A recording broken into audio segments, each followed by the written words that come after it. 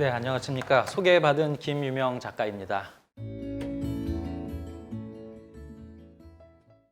죽음, 의식, 그리고 기억이라는 제목하에 죽음의 순간 우리는 무엇을 경험하는가 라는 이야기를 여러분들과 함께 나눠보고자 합니다. 국군은 죽어서 말하고 학생은 성적으로 말한다. 이 이야기는 저희 아버지께서 제가 학생 때 시험 전에 꼭 하시던 그런 말씀이셨습니다. 굉장히 부담스러운 얘기기는 한데 그래서 저는 사실 작가는 작품으로만 말해야 되지 않느냐 그런 생각을 했었는데 작가가 작품에 대해서 이야기하는 것은 독자의 즐길 권리를 빼앗는 거죠. 스포일러를 하게 되는 거니까. 근데 오늘 다들 책을 읽고 오신 걸로 알고 있고 또 평소 존경하는 도산 안창호 선생님이 설립하신 이 흥사단 부설 도선 아카데미 LBT에서 이런 귀한 기회를 주셔서 여러분들과 함께 아까 말씀드렸던 주제를 같이 한번 토론하는 그런 형식으로 한번 얘기해 보면 어떨까 그렇게 생각을 합니다. 자, 그럼 본격적으로 이 성형외과 의사가 왜 난데없이 마취라는 소재로 소설을 썼을까요? 그거 조금 궁금해하시는 분들이 계시더라고요.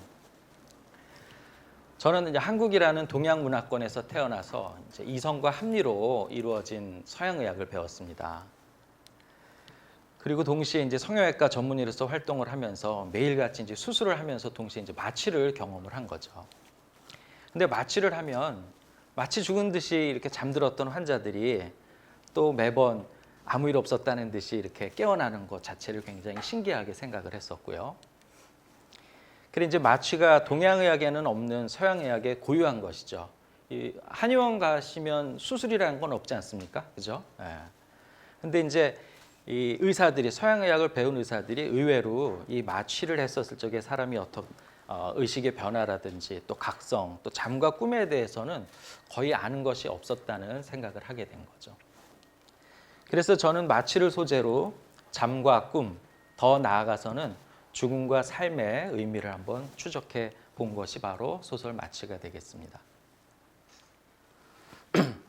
여러분, 인생에 있어서 가장 큰 문제는 뭐라고 생각하십니까? 질문 하나 던지겠습니다. 네. 저하고 같은 생각이시네요. 뭐 살다 보면 뭐 질병에 걸릴 수도 있고 뭐 파산을 할 수도 있고 여러 가지 어려운 문제들이 생기겠지만 궁극적으로 죽음보다도 더 큰 문제는 없다고 저는 생각을 합니다. 초등학교 5학년 무렵 그는 처음 죽음이라는 것을 인식했다. 동네 골목길에서 차에 치인 개의 사체를 보고 도무지 어찌할 바를 몰랐다. 밤에 이불을 뒤집어 써봐도 낮에 친구들과 어울려봐도 회색 콘크리트 바닥에 들러붙은 검붉은 핏자국이 떠오르고 자신도 결코 죽음으로부터 벗어날 수 없다는 생각만 떠올랐다. 그 공포에서 벗어날 방법은 전혀 없어 보였다. 난 숨이 턱턱 막히는데 왜 아무도 죽음에 대해 걱정하지 않는 걸까? 네, 소설 마취 중에서 이렇게 인용을 해봤습니다. 죽음에 대해서 극도의 공포를 느껴보신 분 있다 하시는 분 손 한번 들어봐 주십시오. 요즘 네, 두 분이나 계시네요. 조금 이따가 또 그 얘기들을 같이 나눠볼게요. 최근 가장 가까운 가족과 사별한 분 혹시 계십니까? 네. 어떤 가족? 부모님? 친동생. 네. 여기저기서 흐느끼는 소리와 함께 왜 하필 그날 시내로 들어가서 도대체 정부는 뭘 하고 있었기에 이런 일이 하는 소리가 들렸고 드디어는 하나님은 왜 아무 죄도 없는 내 새끼들을 하며 신을 원망하고 심지어 저주하는 소리까지 새어나왔다. 네. 문학적으로는 이렇게 이제 표현을 해봤습니다. 우리 이가은님, 네. 죽음을 이렇게 경험 최근에 해보셨습니까? 극도의 공포를 어떤 경험 있으셨는지? 사실 제가 뇌 동맥류가 있어서 네. 수술을 했는데요. 네. 이제 저는 다행히 되게 위험한 수술이긴 했지만 잘 됐었는데 네. 중환자실에 있었어요. 네. 마취에서 깨고 나서 중환자실에 이제 극도의 분들이 많이 계시잖아요. 네. 근데 이제 몇몇 분이 이제 돌아가시는 모습들을 직접 목격하셨네요. 네. 저도 이제 마취하기 전에 너무 무서웠거든요. 네. 마비가 될 수도 있고 죽을 수도 있다고 네. 의사분이 얘기를 하셔가지고 네. 이제 마취되니까 저는 아무것도 모르잖아요. 그렇죠. 본인은 몰랐죠. 네. 네. 근데 깨고 났는데 네. 저는 이제 살았다라고 생각을 했는데 바로 옆에 계신 분이나 네. 주변에 계신 분이 돌아가시는 걸 보고 네. 너무 충격을 많이 받았어요. 네. 저희 같은 의사들은 사실은 종합병원에서 근무하면서 일상적으로 죽음을 많이 목격합니다. 인턴으로 일했던 시절에 병실에서 어저께까지도 있었던 간경화 환자인데 그 다음 날 보면 사망해 있습니다.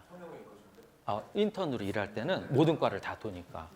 그러면 인턴의 잡은 그걸 정리하고 보내는 거거든요. 그러면 실제로 죽음이 저 멀리 있는 일이 아니라 몸에 완전히 다가오는 공포일 수도 있죠. 네. 또 가족이 사별하신 경험 얼마나 지나셨어요? 얼마 안 지나셨네요. 네, 네. 네. 네. 참 안타까운 일입니다. 네. 그래서 가족이 이렇게 돌아가시게 되면 생각나면 다시 슬프고 또 그립고 마음 아프고 또 부모님이 돌아가시거나 사랑하는 가족을 잃으면 과연 이 슬픔을 어떻게 치유할지를 우리는 사실 잘 모릅니다. 근데 만약에 죽음이란 것이 어떤 것인가 하는 실상을 우리가 알아낼 수만 있다면 그 참다운 내면의 평화와 자유를 얻을 수 있지 않을까. 죽음에 대한 공포로부터도 벗어날 수 있고 우리가 사랑하는 가족들이 정말로 어떻게 되는지를 만약에 안다 그럴 것 같으면 슬픔도 덜하겠죠. 네. 당분간 못 본다 하더라도 어딘가에서 잘 지낸다. 그런 안부를 또 접할 수 있다면. 그죠? 네. 근데 이렇게 죽음이라는 게 뭔가를 제대로 알기는 참으로 어렵습니다. 한 사람의 이 내면에서 일어나는 경험까지를 우리가 알아야 되기 때문이죠. 그래서 의사들이 사망 판정을 할 적에 외면적인 것들을 보고 보통 사망 판정을 하게 되는데 진짜 우리에게 자유와 평화를 주는 그런 알은 죽음의 순간에 우리가 주관적으로 무엇을 경험하는지를 알아야만 가능하겠다는 생각을 하게 됩니다. 그래서 저는 오늘 죽음의 순간 우리는 무엇을 경험하는가라는 주제를 가지고 4가지 단계를 거쳐서 한번 얘기를 나눠보려고 합니다. 첫 번째, 마취에 어떤 힌트가 있을까라는 부분과 두 번째, 유물론적인 사생관과 동양의 윤회 사상에 대해서 한번 생각해보고 또 다른 의식 상태와의 조우 그리고 네 번째로 회상 그리고 회복이라는 제목으로 소제목으로 한번 얘기를 나눠보겠습니다. 자, 마취에 어떤 힌트가 있을까요? 이 자리에 계신 분들 중에 수면 마취 해보신 분 거의 대부분 다 해보시죠. 안 해보신 분이 오히려 적을 것 같아요. 네. 위내시경 하실 적에 보통 경험하시죠. 네. 보통 우리 내시경 할 적에 쓰는 이제 미다졸람, 물론 프로포폴이라는 약도 쓰지만 이 미다졸람 사진 한번 띄워봤습니다. 근데 쉽게 잠이 안 오셨다고 아주 고생하셨던 분 손 한번 들어보십시오. 대부분 다 잘. 네. 마취 중에 혹시 그러면 꿈을 꾸신 분은 없으셨나요? 없으셨던 것 같아요. 네, 좋습니다. 혹시 마취 중에 나는 기억이 안 나는데 이 환자 보호자나 혹은 의료진들이 뭐 헛소리 되게 심하게 하셨다고 그런 얘기 혹시 들어보신 적은 있으세요? 없으십니까? TV에 보면 요즘 그 유명 연예인들이 나와가지고 이 수면 마취 하고 나서 그 다음 장면들을 막 보여줘요. 근데 이제 이 사람이 비몽사몽간에 엉뚱한 얘기를 하기도 하고 심지어는 간호사에게 데이트 신청하는 사람도 나옵니다. 남자 환자들 중에. 정말 자기는 그런 기억이 없는데 정말 창피하게 여길 수밖에 없죠. 그리고 저 같은 경우는 이제 뭐 쌍꺼풀 수술을 한다든지 코 수술을 한다든지 뭐 안면 지방 이식을 한다든지 이런 수술을 하는데 환자가 한참 잘 자고 있다가 약효가 약간 떨어질 무렵에 의식이 이렇게 돌아와서는 원장님 저는 하나도 안 자고 있는데요. 수술을 언제 시작하시나요?를 물어봐요. 실컷 여기 다 열고 지금 막 수술을 하고 있는 중에 황당한 일이죠. 그러면 제가 수술 전에 그 얘기를 합니다. 마치 하나도 안 잔 것 같지만 잘 자고 있는 거니까 음악 들으시면 또 도로 졸릴 겁니다. 실제로 그렇거든요.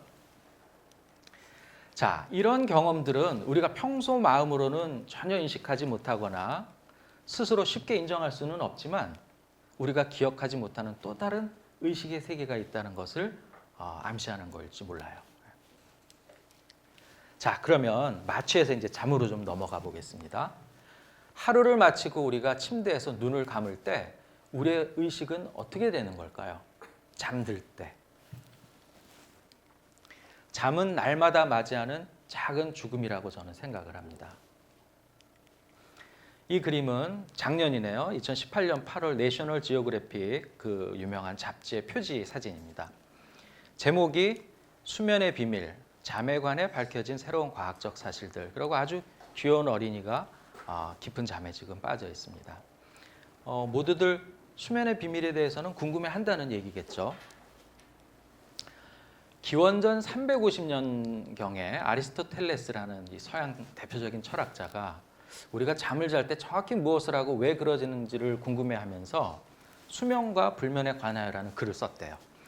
그 이후 2300년 동안 아무도 죽음에 대해서 그럴듯한 답을 내지 못하다가 드디어 1924년 독일의 정신과 의사 한스 베르거라는 박사가 뇌파검사법을 발명해서 그 순간 잠이 철학의 영역에서 과학의 영역으로 넘어오게 됐습니다. 저는 평소에 잠을 자는데 전혀 꿈을 꾸지 않습니다 하시는 분 손 한번 들어보십시오. 별로 꿈 안 꾸는 것 같아요. 다들 꿈 다 기억나세요? 네. 개인차들은 물론 있습니다. 최근까지도 수면은 단순하고 균일한 현상으로 여겨졌지만 우리는 매일 밤 깜짝 놀랄 변화를 겪습니다. 뇌파 검사를 해서 검사를 해보니까 하루 동안 완전히 다른 여러 가지 수준의 의식이 계속 순환되고 있다는 겁니다.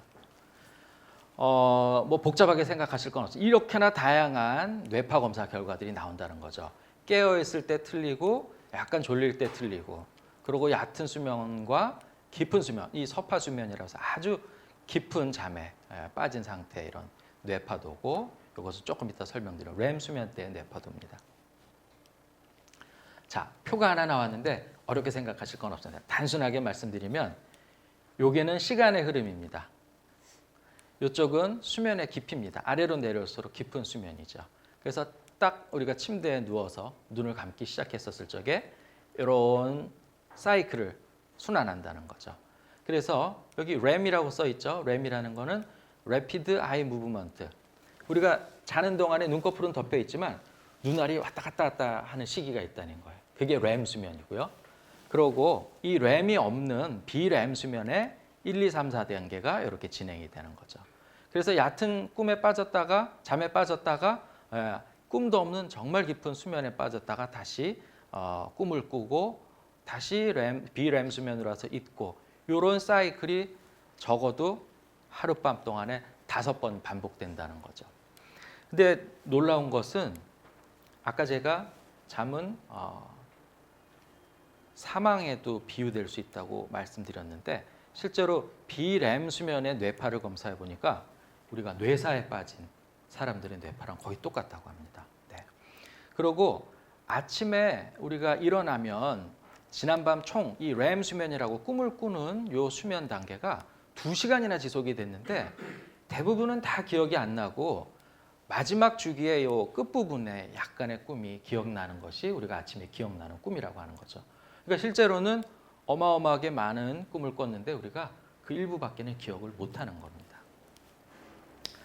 그래서 잠을 자는 동안에 우리의 몸과 마음에 어떤 일이 일어나는지를 우리가 궁금하게 생각할 수밖에 없는데요. 직접 연구하기가 어렵기 때문에 수면 박탈로다가 연구를 합니다. 우리 그 전쟁이 나가지고 포로로 잡힌 사람들 막 괴롭히기 위해서 잠을 안 재우고 그러거든요. 그러면 자아가 붕괴되고 환각이 일어나고 망상을 일으킨다고 합니다. 그리고 동물 실험을 해보면 체온저하, 피부병, 체중 감소, 사망까지도 이르른다고 하죠. 먹을 거 다 줘도 잠만 안 재우면 죽는다는 얘기입니다. 네.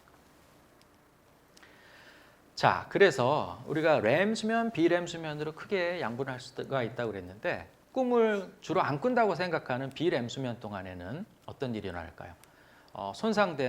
낮 동안에 손상된 신체, 특히 근육이 회복되고요.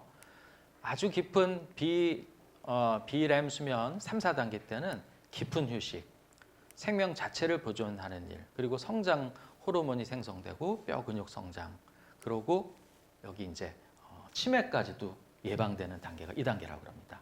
요때 뇌에 축적되어 있었던 노폐물인 베타 아밀로이드가 워시아웃, 씻어져서 없어진다는 거죠. 그러고 정신적인 면에서 봤었을 적에는 낮 동안에 학습된 정보의 재정리가 일어나고 불필요한 것을 버리고 취사 선택 편집하는 그런 일이 일어나죠. 그래서 지금 학생이신 분 손 한번 들어보시겠어요? 네. 몇 학년이세요? 대학교 3학년. 우리 정형수님? 고3. 반갑습니다. 제가 고3 학생분이 오신다기에 정말 열심히 강의를 해야 되겠다고 준비했거든요. 이 귀한 시간 수능 앞두고 있죠. 네. 어쨌든 공부를 할 때 예전에 왜 3당 4락 이런 얘기 있었거든요. 3시간 자면 붙고 4시간 자면 떨어진다. 그게 허상이었던 거예요. 잠을 잘 안 자면 불필요한 거 버리고 취사 선택 편집이 안 될 뿐더러 비렘 수면 2단계 때 일어나는 최근에 학습한 정보를 기존 지식과 연결하는 이 과정도 없어지고요. 그리고 조금 이따 렘 수면에서 또 장기 기억으로 변환되는 그 과정을 못 맞이하는 거죠. 그러니까 공부를 하고 잠 안 자면 다 휘발성으로 날아가는 거예요. 신기하죠? 렘 수면 동안은 어떤 일이 일어날까? 태아의 성장과 발생학적 성장과 신생아 성장이 일어납니다. 왜 꿈 많은 나이다고 얘기하는데 진짜로 어머니 뱃속 안에서는 계속 렘 수면입니다. 꿈꾸고 있는 듯한. 그리고 신생아들 애기 낳아 보면 계속 자죠. 그게 계속 뇌에서 뇌가 발달하면서 렘 수면 단계에 들어가 있는 거죠. 성인에서는 낮 동안의 손상을 회복시키고 특히 중추신경계에서 단백질 합성이 이루어져서 뇌 기능의 회복이 일어납니다. 그래서 제일 중요한 학습된 정보를 장기 기억으로 저장하는 일이 일어나죠. 그러니까 잠을 안 자고 그렇게 뭐 밤새 공부한다는 거는 시험 전날만 하셔야 됩니다. 어쩔 수 없이 초치기 할 때 그러지 않고 수능을 대비해서 이렇게 공부해야 되는데 그러면 안 되는 거죠. 네. 그리고 더 중요한 게 있습니다. 우리가 자고 일어나면 몸과 마음이 좀 개운하죠. 그리고 누군가 중요한 이별을 했다. 이런 것도 약간은 조금 무뎌지고 그렇습니다. 감정 조절 기능이 있기 때문이죠. 불쾌하고 불안한 감정들이 꿈과 정보 처리를 통해 정화되고 아침에는 상쾌한 기분을 갖도록 해주는 게 또 잠과 꿈의 역할인 거죠. 책에서는 이렇게 표현했습니다. 꿈은 잠들기 전까지 느꼈던 욕망과 공포, 창피함과 안타까움, 억울함, 불안함 같은 감정의 찌꺼기들을 소화시키는 과정인지도 모르지. 충족되지 못한 욕망은 상상으로라도 충족시켜야 하고 불안한 상황은 차라리 무서움을 느끼면서라도 겪어서 해소시켜야 했을 테니까. 자, 그러면 잠을 이렇게 설명을 해드렸는데 똑같은 지금 질문입니다. 형태가. 우리가 일생을 마치고 눈을 감을 때 우리의 의식은 어떻게 되는가? 아까 하루를 마치고 침대에서 얘기를 드렸죠. 결국 오늘 이야기하고자 하는 주제가 바로 이것인데 잠과 꿈에서 이 주제가 확장될 수 있을까 하는 질문을 해보고요. 조금 더 기다리고 사전 준비를 더 해보기로 하겠습니다. 꿈에 대해서 정말 신기한 경험을 했었다 하시는 분 손 한번 들고 얘기 한번 나눠볼까요? 예를 들어서 미래의 일을 느꼈다. 우리 정영수님.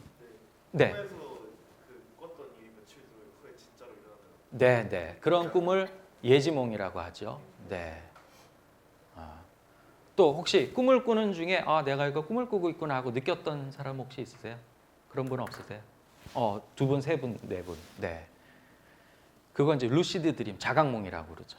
네. 정말 신기한 일들이 많이 있고 그런 경험들을 이렇게 제가 여러분들 모으고 해보면 꽤 많은 10%, 20% 정도는 그러고 꿈에 돌아가시는 자기의 이 할아버지든 할머니를 봤다.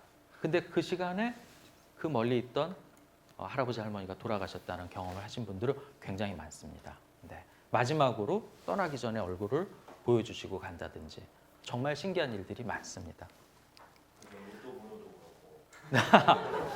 맞은 네. 엄하게 너무 높은 숫자가 나오더라고요. 네. 안타깝네요. 네. 그리고 꿈을 꾸자마자 잽싸게 일어나서 써놔야 됩니다. 아니면 스르륵 없어지는 기준이 있어요. 아직도 기억이 있습니다. 아, 강렬한 네. 18번, 적어놔야 되겠네요, 저도. 네. 몇 회 차였는지도 혹시 네, 좋습니다.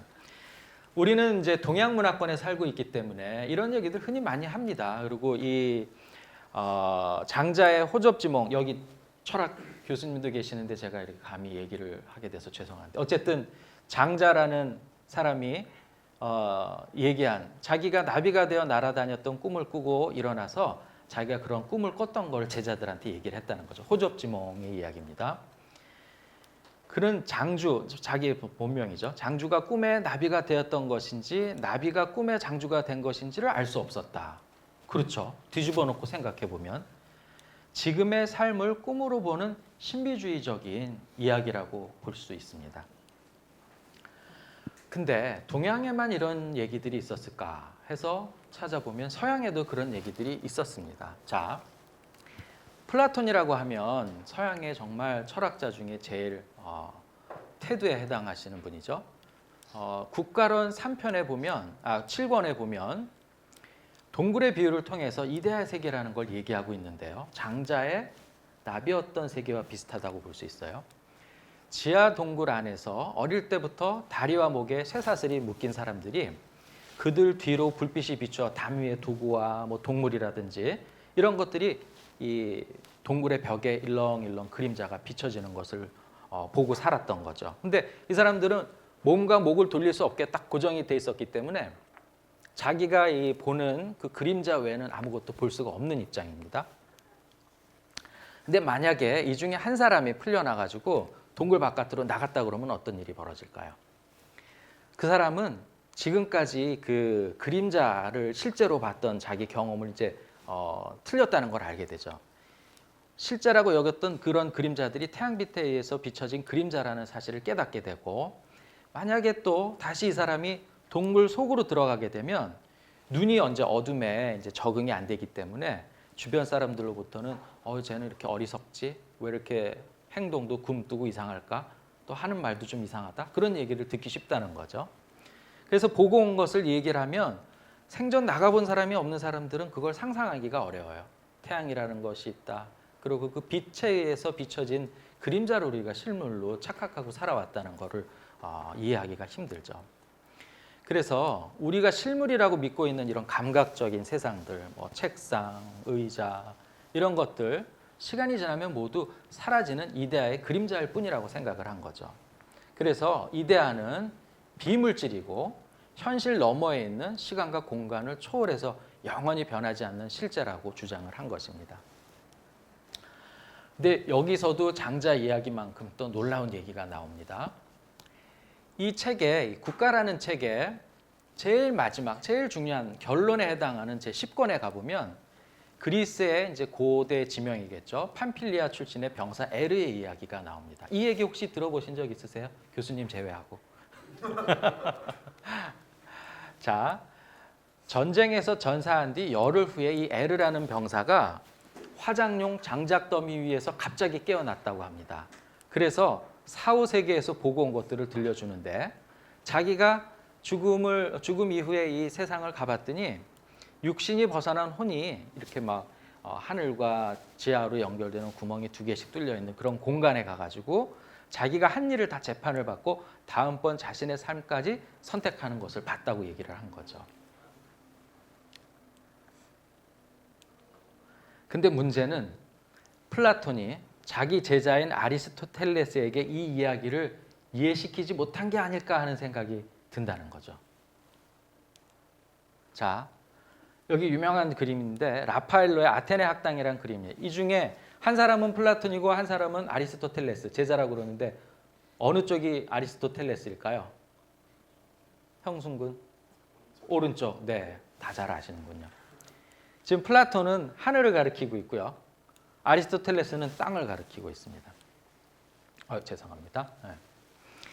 이 철학의 계보로 보면 이제 소크라테스의 제자가 플라톤이고 플라톤이 이제 아리스토텔레스를 가르쳤고 그 다음에 이제 알렉산더 대왕을 아리스토텔레스가 가르치고 그랬다는데 이야기에 의하면 플라톤은 소크라테스 이제 사망 후에 돌아가신 이후에 메가라, 이탈리아, 시칠리아, 이집트 등을 이제 두루 주요하면서 신비주의 종교를 체험한 것으로 추정합니다. 근데 아리스토텔레스는 플라톤이 이 에르 이야기를 통해서 설명한 그 신비한 체험, 즉 사후 세계를 이해하지 못하고 이데아론을 비판한 것이 아닐까 하는 생각을 해본다는 거죠. 아리스토텔레스는 스승의 반대해서 논리학을 창건하고 이성과 합리로만 이루어진 유물론적인 자연과학을 시작한 거죠. 모든 학문에 우리 자연과 의학을 포함해서 대부분의 학문이 다 아리스토텔레스가 시작을 했다고 볼 수 있는데 우리는 아리스토텔레스의 논리에 길들여져 있어서 눈에 보이지 않는 세계에 대해서는 귀를 기울이려 하지 않는 것이 아닐까 하고 반성을 해봅니다. 그래서 유물론적인 사생관과 동양의 윤회 사상에 대해서 한번 비교해 봐서 생각을 한번 해보고자 합니다. 소설 다 읽으셨나요? 아직 다 못 읽으셨다는 분? 네, 세 분. 네. 오늘 이제 얘기 듣고 읽으시면 어쩌면 더 재밌게 읽으실지도 몰라요. 자, 설명을 한번 해드려 볼게요. 이 마취과 의사인 주인공 A는 대학교 교수님인데 이성과 합리로만 이루어진 엄정한 과학인 서양의학을 배웠겠죠, 당연히. 객관적으로 증명 가능한 것 이외에는 전혀 믿지 않는 유물론자입니다. 우리 의사들은 교과서에 나온 모든 내용들이 사실은 논문이라는 형식을 통해서 축적이 된 것들이거든요. 근데 논문을 쓰는 과정 자체가 굉장히 엄밀하게 과학적이지 않으면 저널에 아무리 보내봐야 채택이 안 됩니다. 아, 이건 과학적인 방법론이 아니다, 안 맞다. 그렇기 때문에 의사들은 보이지 않고 객관적으로 입증할 수 없는 것에 대해서는 전혀 믿지 않는 습관이 있습니다. 네. 그래서 종교에 대해서 역시도 회의적인 무신론자였던 A는 어쩌면 플라톤의 후예가 아닌 아리스토텔레스의 후예인 우리들 자신일 수도 있다고 저는 생각을 한 거죠. 자, 보이지 않는 것은 믿지 않겠다. 일반적인 의사들의 생각입니다. 환자들이 아무리 뭔가를 얘기해도 객관적으로 입증되는 것이 아닌 건 믿지 않죠. 근데 보인다는 것은 우리가 볼 수 있는 가시광선은 7가지 색깔밖에 없죠. 빨주, 노초, 파남보. 근데 그 바깥에도 사실은 색이 있고 빛이 있는 거거든요. 예를 들어서 빨강색 바깥에는 적외선이 있습니다. 적외선을 보신 분 있으십니까?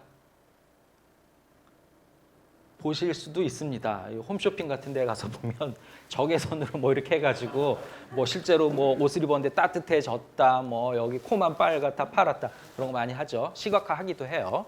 근데 적외선의 존재를 믿지 않으면 초자공 백내장 실명될 수도 있습니다. 그 이태리 무라노 섬 혹시 가보신 분? 아니면 저 홋카이도 가면 이렇게 막 유리 녹인 거를 쇠로 된 빨대로 이렇게 붑니다. 근데 문제는 여기서 적외선이 뜨거운 거니까 적외선이 나오거든요. 근데 그걸 적외선이라는 건 안 보이니까 그냥 방심하고 계속 수십 년 동안 불다 보면 눈동자가 익어버리는 거죠. 그래서 실명이 돼요. 보라색 바깥에도 또 빛이 있습니다. 그걸 이제 자외선이라고 그러는데 자외선의 존재를 믿지 않으면 어떻게 될까요? 이거 맞추시는 분은 정말 없으시군요. 피부암에 걸려서 죽을 수도 있습니다. 우리 자외선이라는 거 안 보이지만 우리 뭐 야외 활동하거나 또 뭐 골프 치러 가거나 하면 이거 바르고 저 선블록 발라야 되죠. 죽을 수도 있는 문제라는 거예요.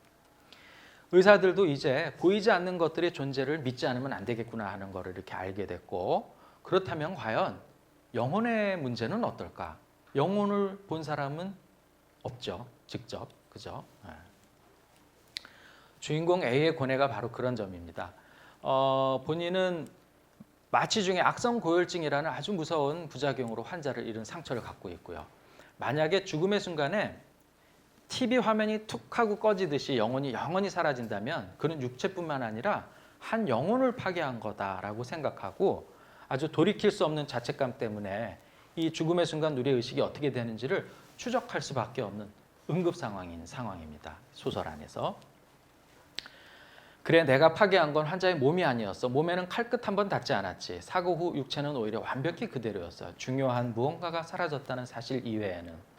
그는 한숨을 내쉬며 생각했다. 죽음의 순간에 의식이 어떻게 되는지를 알아내지 못하는 한 이 괴로움도 불안도 해결할 수 없을 거야. 그래서 주인공은 동양 사상에서 어떤 답을 구하기 위해서 발버둥을 칩니다. 그래서 그는 다음 날도 그 다음 날도 병원에서 또 집에서 과학에 대한 배신 행위를 계속했다. 죽음에 의해 한 영혼이 영원히 사라지는 것인지 아닌지를 알아낼 수만 있다면 그는 어떤 오솔길도 따라가 보고 어떤 바위돌이라도 들춰보려고 했다. 죽음을 초월하는 무언가가 있는가 하는 데에서 출발한 그의 탐색은 다양한 동양 사상과 종교에 대한 탐색으로 이어졌다. 가장 대표적인 종교는 아마도 동양 종교, 불교와 힌두교일 것 같은데 두 사상의 차이는 어떤 것입니까? 교수님 간단히만 한 질문으로. 네. 같이 그러면 고민해 볼게요. 네. 제 생각에는 윤회를 믿느냐 아니느냐 그 차이인 것 같습니다. 윤회학수 있는데 그 윤회죠. 네. 아까 윤회학수 우리 아주 낯익었었는데요. 종교가 없는 사람이라도 동양문화권에서는 흔히 내가 전생에 무슨 죄를 졌길래 또 혹은 이건 다 네 업보다 이런 얘기를 흔히 하죠.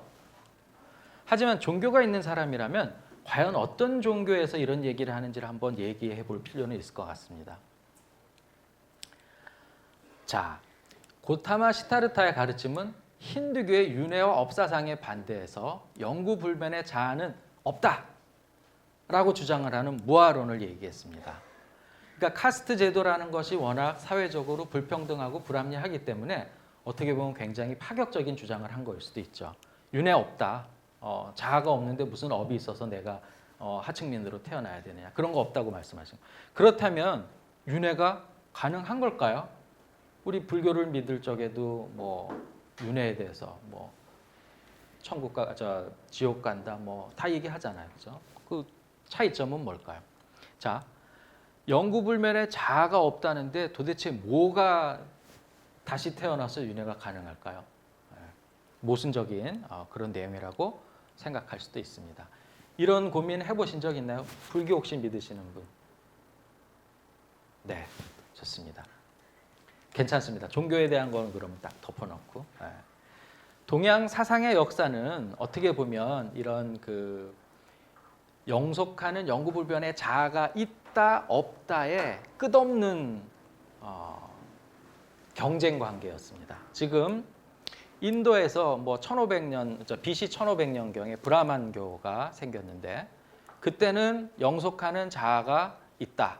뭐 브라만과 아트만이 다 있다. 그러고 그 두 개가 같은 거다라고 얘기하고 이 브라만교의 전통이 쭉 연결돼서 민간 신앙과 결합된 힌두교에서는 당연히 이제 자아가 있다고 생각을 하고 이 윤회와 업을 믿고 이에 한 채 의심도 없이 살아가는 9억 명의 사람이 우리와 지금 동시대에 이 지구에 같이 살아가고 있습니다. 네. 착하게 살아야 되고 죄를 짓게 되면 그게 업으로 다 남는다라고 생각하는. 근데 이제 아까 말씀드렸던 부처님은 석가모니 부처님은 그런 자아 없다. 그래서 무아론으로 윤회와 카스트 제도를 부정하고 자인화교는 또 있다고 표현하고 그래서 소승불교와 대승불교로 또 불교가 나눠졌는데 소승불교 쪽은 없다. 똑같이 그리고 대승불교 쪽은 있다 하고 이제 설명을 하는 거죠. 그래서 같은 소승도 시대가 쭉 지나가면서 설일체 유부는 자성이라는 지속되는 것이 있다. 또 독자부는 심지어는 있는 동시에 없다. 경량부는 또 다시 없다. 어려울 거 없습니다. 계속 있다 없다니까요. 심지어 여기 중간 철학에서는 있는 것도 없는 것도 아니다. 모든 것을 다 부정해 버린 거죠. 그래서 뭐 공에 대해서 얘기하고 중론에서 이런 얘기를 했는데 어떻게 이 물질이라는 거라든지 영혼이라는 것이 있다 없다를 두 가지 다 부정한 거가 현대 양자역학에서 아원자 물리학에서 최소의 입자이기도 하고 파동이기도 하다는 그런 얘기들과도 또 연상을 일으키고요. 유식학은 있다라는 쪽인데 있기만 한 게 아니라 객관적인 실제는 없고 그것조차도 다 주관적인 우리 의식의 반영이다라고 생각하는 아주 극단적인 유심론 주장입니다. 근데 이것은 제8식을 얘기한 잠재의식을 얘기한 걸로 봐서 또 지금은 또 프로이드의 무의식 이론을 연상하게 되기도 합니다. 조금 있다가 만약에 이 부분 조금 더 궁금해하시는 분 계시면 또 질문 받아서 얘기를 나눠보겠습니다. 어쨌든 혼란스러운 종교와 철학입니다. 붓다는 만물을 창조하고 주재하는 절대자는커녕 나라고 생각하는 영구불변의 자아조차 없다는 무아설로 윤회론을 부정했구나. 그러니까 점점점 알 수 없게 된 거죠. 그래서 책을 통해서 동양 사상에서 답을 구하려고 했던 주인공 A의 노력은 수포로 돌아갑니다. 실패하게 되는 거죠. 그래서 이제 두 번째로 이 괴로움을 벗어나기 위해서 주인공 A가 시도했던 것이 명상입니다. 혹시 명상을 수행하시는 분? 그래도 꽤 오랫동안 명상 수행. 우리 이가은님, 네. 그 매일 갑니까? 매일 어느 정도 시간을 할애하세요? 30분씩. 네. 어떤 느낌이 듭니까? 명상을 하시게 되면. 처음에 명상할 때는 잡생각이 나요. 그렇죠. 네. 근데 계속 습관이 되다 보니까 아무 생각이 네, 네. 점점 좋아지는 겁니다. 그렇죠? 보통 눈을 감고 우리가 이렇게 명상 내지 이제 좌선을 한다고 해도 처음에는 온갖 잡생각이 계속 지나가죠. 그죠? 뭐 병원에서 있었던 일, 뭐 또 다음 주에 학회 발표할 거 준비할 거, 뭐 이거 빠뜨렸다고 온갖 잡생각이 계속 지나. 그러니까 포커스가 하나로 일치하지 않고 여러 개로 우리의 이제 의식이 또 이렇게 산발적으로 하다가 지금 얘기하신 단계는 굉장히 높은 단계인 것 같습니다. 아무 생각이 없어지는 거는 대단한 거죠. 유니포커싱이 됐다가 디포커싱이 되는, 그죠? 여러 곳에 이제 관심이 가다가 하나로 합쳐지고 그게 또 없어지기도 하고 그런 수행 단계를 거칠 텐데 주인공은 사실은 좌선을 통해서 여기 읽어보겠습니다. 좌선을 한다고 앉았지만 병원에서 하던 온갖 고민을 똑같이 하고 있는 것이었고 눈을 감을 때마다 보이는 검은 어둠 너머 어디에 진리가 있는지 알 수 없었다. 그는 책을 끊고 명상 수련을 시작한 지 도대체 몇 년째인지를 헤아려 보았다. 결국 오늘도 아무 일도 일어나지 않았다. 결국 좌선을 이렇게 오래 해봤지만 아무것도 경험할 수 없었던 거죠. 그래서 두 번째 시도도 실패로 돌아갔습니다. 그러고 이제 책을 읽어보신 분들은 이 여배우 S가 이제 프로포폴 과량 주사로 이렇게 뇌사에 빠지게 되고 그 과정을 어떻게 이제 뇌파가 됐느냐 하는 거를 추적하기 위해서 뇌파 검사를 했던 우리 주인공의 노력을 아실 텐데 어쨌든 그래프를 쭉 보니까는 이 사람이 프로포폴을 하는 동안에는 꿈을 안 꾸는 잠을 잤기 때문에 환각이나 어떤 그런 특이한 거를 경험 못했을 거라고 생각이 되지만 그래도 잘 알 수 없다. 렘 수면 중에 대부분 꿈을 꾼다고 알려져 있는데 비렘 수면 중에서도 아까 얘기했던 두 번째 단계 스테이지 2에서는 꿈을 또 꾸는 보고가 있거든요. 그러니까 이 뇌파 검사를 통해서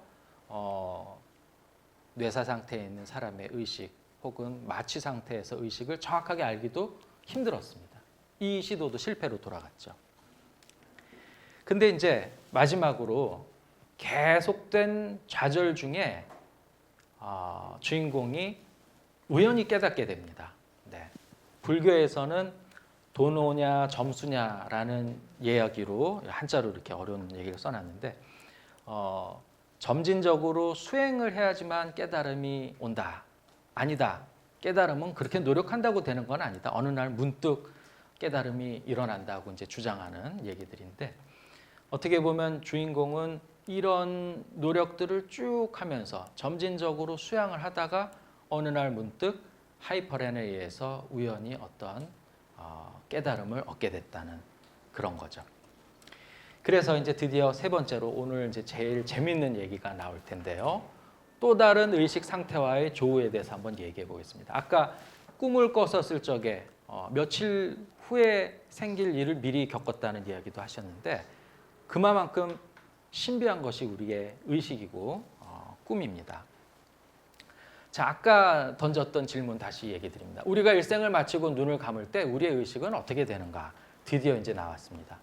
인간이 품었던 가장 오래되고 심오한 질문이 아닐까 저는 생각하는데요. 역시 문학을 하는 사람으로서도 문학이 다룰 수 있는 가장 근본적인 주제에 해당할 수 있다는 거죠. 그리고 이제껏 종교와 철학의 영역이었다라고 생각을 하는데 아까와 마찬가지로 드디어 의사들에 의해서 최근 들어서는 주관적인 내면의 세계였던 죽음이 객관적인 과학의 연구 영역으로 넘어왔습니다. 아까 잠이 뇌파의 검사에 의해서 그렇게 넘어왔었죠. 네. 어떻게 가능했는지를 이제부터 재미있게 한번 설명해 보겠습니다. 의사들이 사후 세계 이 의식에 대해서 주목하기 시작한 게 네 방향으로 접근했습니다. 첫째로는 근사 체험, 두 번째로는 체외 이탈 현상, 세 번째로는 최면 퇴행요법, 네 번째로는 전생을 기억하는 아이들에 대한 연구. 제목만 들어봐도 좀 호기심이 가죠. 여기 나와 있는 이 많은 이 저자들이 다 의사들입니다. 이렇게나 많은 의사들이 이 시대에 사후의 의식에 대해서 연구를 하고 있다는 거죠. 네. 근데 익숙한 이름이 하나 보이죠? 칼 구스타프 융이라는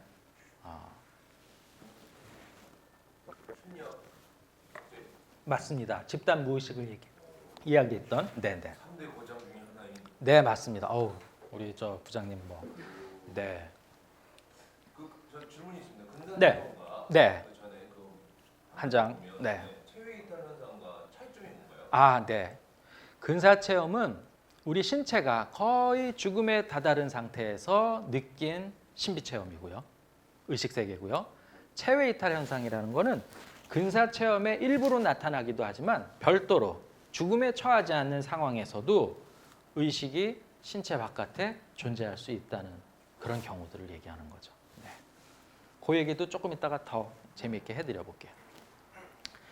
Near Death Experience라고 썼습니다. 이 의사들은 여전히 과학적입니다.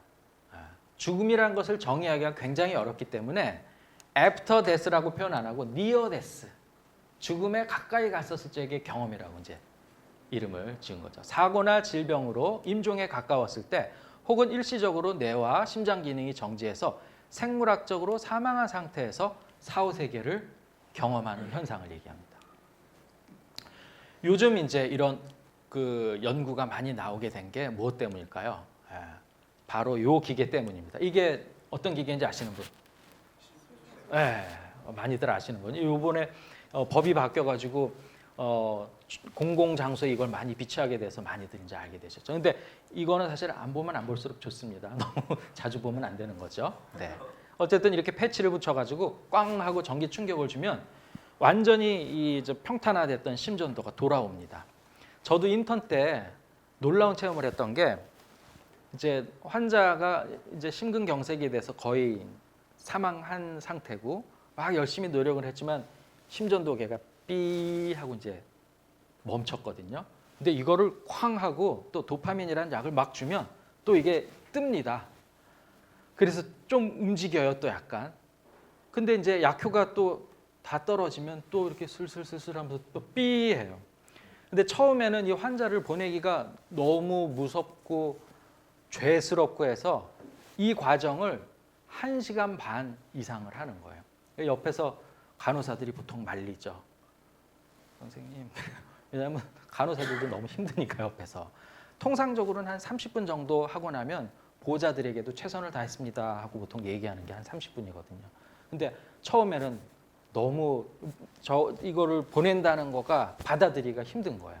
그래서 막 응급차 안에서도 막 계속 약 주고 또 하고 약 주고 또 하고 1시간 반을 그렇게 했었는데 어쨌든 예전 같으면 사망했을 환자들이 다시 깨어나가지고 놀랍게도 자기가 죽어 있었을 때 이야기를 한다는 거죠.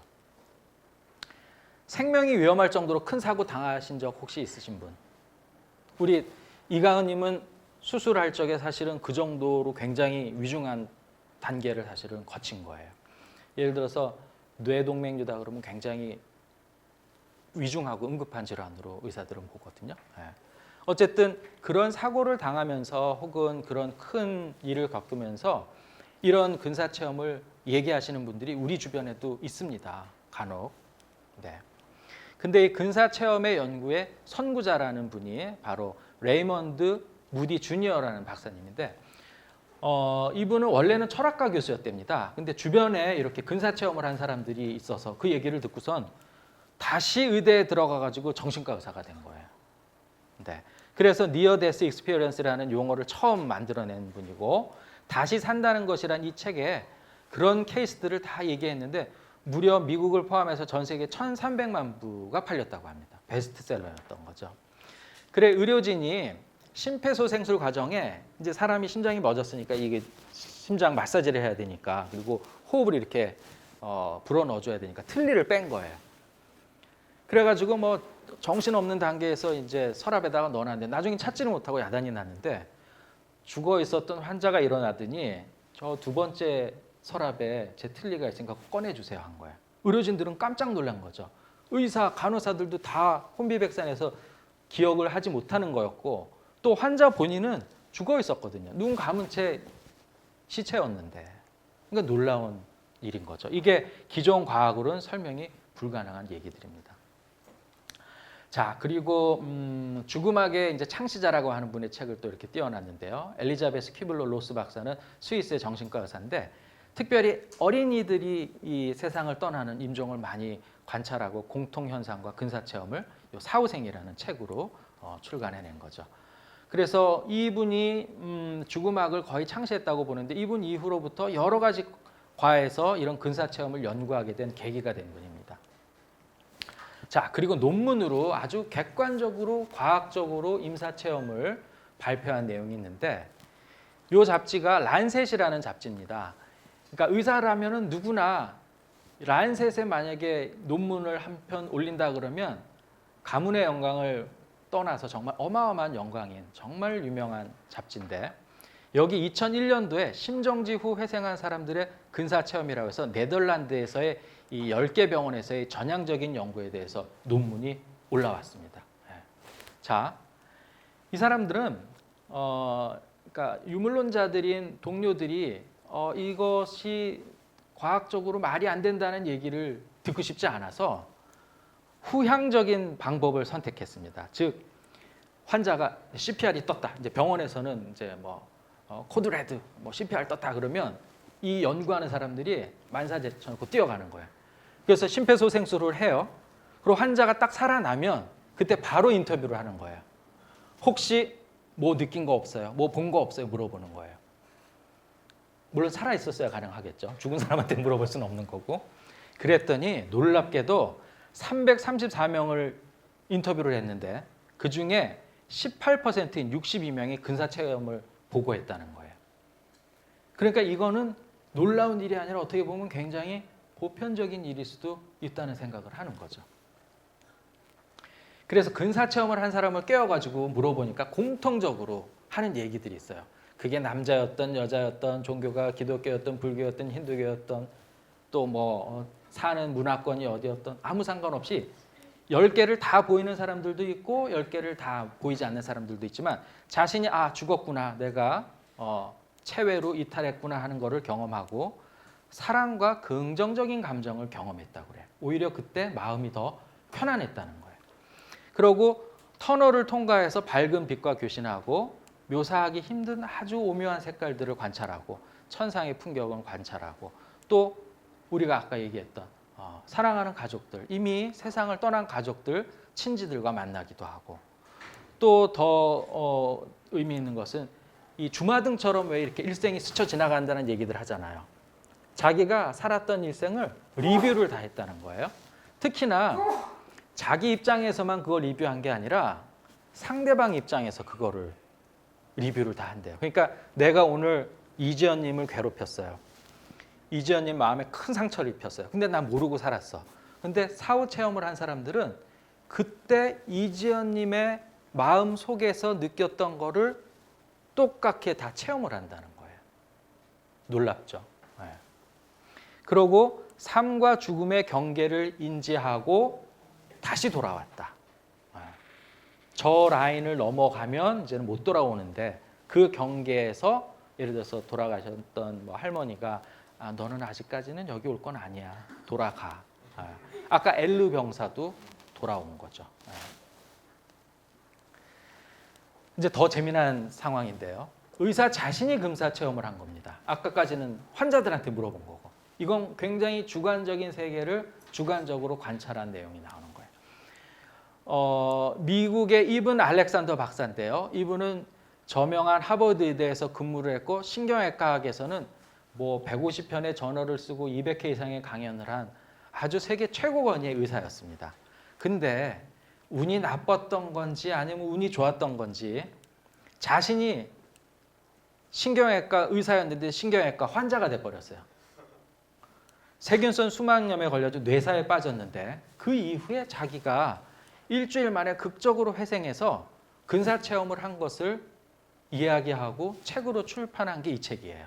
그래서 아마존 뭐 베스트셀러도 되고 뭐 전 세계적으로 유명한 책인데, 그리고 최근에 또 2편도 나왔거든요. 이 책도 참 재미난 책인데, 어쨌든 극적으로 회상한 후에 뇌사 상태에서 자신을 안내했던 그 소녀가 사실은 모르고 살았던 원래 자기 친부모에서 태어난 여동생이었다는 것을 알게 된 거예요.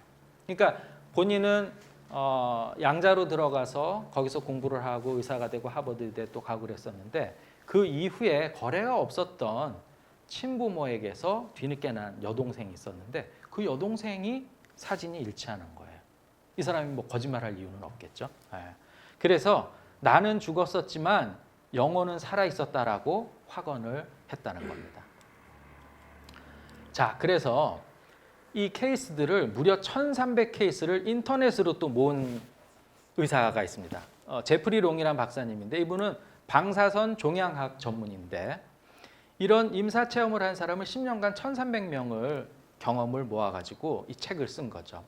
그래서 이 책 안에는 정말로 뇌까지 완벽하게 죽었던 뇌파 검사에서도 뇌파가 아까 심장 그 파형이 안 나오듯이 완전히 플랫라인 일자로 나오는 사람들에게서도 생생하고 잘 체계화된 실제적인 체험을 서술하는 것을 케이스를 모았다는 거죠. 만약에 비몽사몽간에 이렇게 뇌가 완전히 죽지 않았었는데 이렇게 혈류가 약간 지속돼서 경험했다면 굉장히 파편적이고 이미지가 몇 개 떠오른 정도일 텐데 전혀 그렇지 않고 스토리가 나온다는 거예요. 스토리가.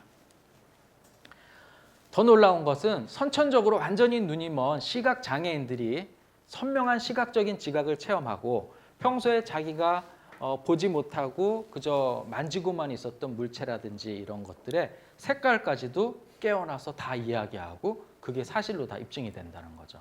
그러니까 이 순간 신체가 아닌 눈으로 뭔가를 봤다는 증거인 거죠.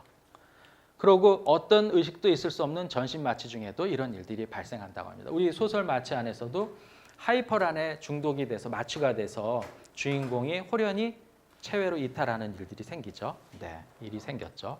근데 아까 말씀드린 대로 인종, 문화, 종교, 언어와 아무 상관없이 주요 골격이 다 똑같다는 거예요. 네. 그래서 장기적으로 추적 검사를 해보니까 이 사람들이 당연히 죽음에 대한 공포가 줄어들고 사후 세계에 대한 믿음이 더 커지고 그리고 세상에 대한 인식이 달라진다는 겁니다. 즉 죽음이라는 것이 없구나, 내지는 삶이라는 게 한 번뿐인 것이 아닐 수도 있구나 하는 거를 체험으로 겪은 사람들은 세상을 보는 인식이 달라진다는 거죠. 아까 플라톤이 얘기한 대로 이데아를 보고 온 사람은 현실의 그림자에 대한 인식이 달라진다는 거죠. 그리고 사랑, 기쁨, 행복을 느끼는 이 강렬하고 놀라운 체험을 한 이후로부터 오랫동안 지속적으로 일관적으로 이 사람의 인격도 변하게 되고 성격도 많이 변하게 된다는 거죠. 특히 상대방 입장에서 삶을 회고하고 세상은 모두 하나임을 알고 돌아왔기 때문에 사람과 사람과의 관계에 더 집중하고 다정해지고 배려를 더 잘하게 되었다고 합니다. 한마디로 얘기하면 인간미 넘치는 사람으로 변화된다는 거죠. 심지어는 직업을 바꾼 사람들도 많다고 합니다. 그러니까 다른 사람들을 돕거나 치료하는 직업을 구한 경우도 있고요. 더 중요한 의미 있는 것은 이 이야기를 전해 듣기만 한 사람들 역시 직접 체험 없이도 같은 영향을 받는다. 그러니까 체험을 했느냐, 체험을 못했느냐가 중요한 것은 아니고 이런 세계에 대한 어떤 인식을 갖는 것만으로도 우리의 생각도 바뀌고 세상도 조금씩 변할 수 있다는 얘기죠. 자, 아까 우리 부장님께서 질문하신 게 바로 나왔습니다. 이 out of body experience, 체외 이탈 현상은 의식이 육체와 분리되는 현상인데 임상체험의 한 부분이기도 하지만 의학적인 사망 상황이 아닌 경우에도 발생을 한다고 합니다. 그래서 소크라테스의 최후를 기록한 파이돈에서 플라톤이 이제 암시를 하는 거죠. 소크라테스의 마지막들은 대부분 아시죠? 거기서 젊은이들을 타락시켰다는 이유로 사약을 받았을 적에 기꺼이 잔을 받은 것이 악법도 법이라고 생각했기 때문만은 아니라는 생각을 해보는 거죠. 자, 이 그림에 보면 이분이 아마도 소크라테스겠죠. 이게 뭘까요? 이게 이제 독초를 찧어가지고 이제 엑기스라고 그러는 거예요. 익스트랙트, 사약을 만들어가지고 잔으로 이렇게 주는 겁니다. 근데 그 파이돈이라는 책을 읽어보면 이분이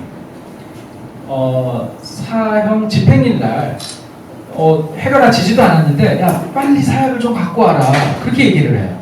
사형 집행이 보통 오늘 사형 집행하라고 그랬으면 여유 있게 있다가 마지막으로 뭐 가족 친지들하고도 얼굴을 보고 보통 해가 질 무렵 약을 마십니다 그랬는데 소크라테스는 기다리지를 못하는 거예요. 궁금해서 호기심이 생겨서 죽음이라는 게 과연 뭘까? 그래서 해가 지지도 않았는데 약을 갖고 오라는 거예요. 빨리 난 가봐야 되겠다. 그러고 점차로 마비가 되어가는 신체 부분들이 결코 자기가 아니라는 걸 계속 제자들한테 얘기해 줍니다. 발이 지금 마비가 됐다. 근데 아직도 내가 이렇게 얘기하고 의식 있는 걸 보니 발은 내가 아닌가 보다. 자, 무릎이 꺾어진다. 무릎까지 마비가 됐는데 아직도 내가 의식 있는 걸 보니 무릎은 내가 아닌가 보다. 점점점 계속 올라갑니다. 그래서 마지막까지 자기가 호기심을 갖고 이렇게 세상을 떠나가요. 근데 만약에 이분이 죽음이 결코 끝이 아니면 우리의 진정한 고향으로 돌아가는 것이라는 것을 알지 못했다면 이렇게 초인적인 평온함을 보일 수 있었을까라는 거죠. 아무리 평상시에 인격이 고매하고 수양을 많이 한 사람이라도 자발적으로 사약을 맞는 그 상황에 저런 태도를 보이지는 못할 거라는 거죠. 자, 이 책은 환원될 수 없는 마음이라는 책인데 이 체외 이탈 현상이 어떻게 보면 바이블 같은 책입니다. 책 두 개가 이만큼일 거예요. 정말 과학적으로 쓴 책들이에요. 버지니아 대학의 신경센터 인지연구소에서 나온 책인데 철인 3종 경기를 하는 중간에 선수가 호련히 자기 몸 바깥으로 나가서 자전거를 타고 있는 자기 자신을 관찰합니다. 그런 케이스들이 보고가 되어 있습니다.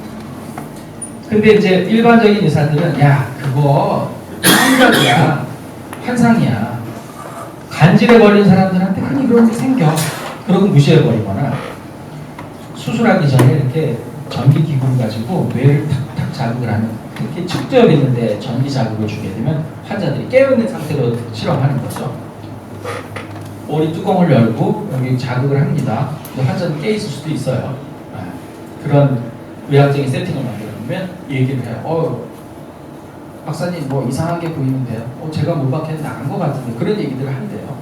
근데 이 책에서는 이런 그 간질이나 측두엽 전기 자극 상황이 아닌 정상적인 뇌파 검사 상황에서도 이런 일들이 생긴다는 걸 과학적으로 입증을 했고 심지어는 체외 이탈을 반복하거나 의지적으로 조절할 수 있는 사람들의 케이스들까지도 여기 다 모아놨습니다.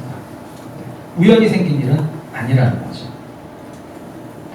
자, 아까 봤던 유명한 박사님이죠.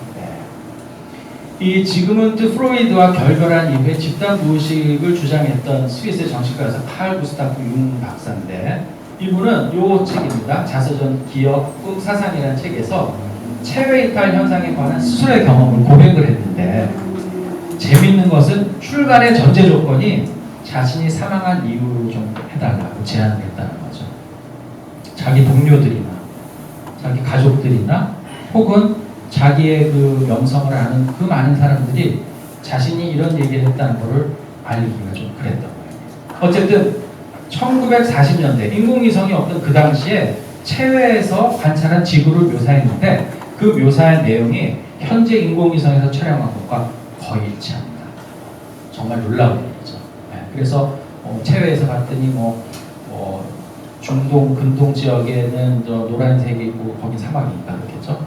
파란색 물이 있는데 지중해는 물 비춰졌고 이런 묘사를 했는데 그거는 인공위성에서 보지 않으면 도저히 알 수 없는.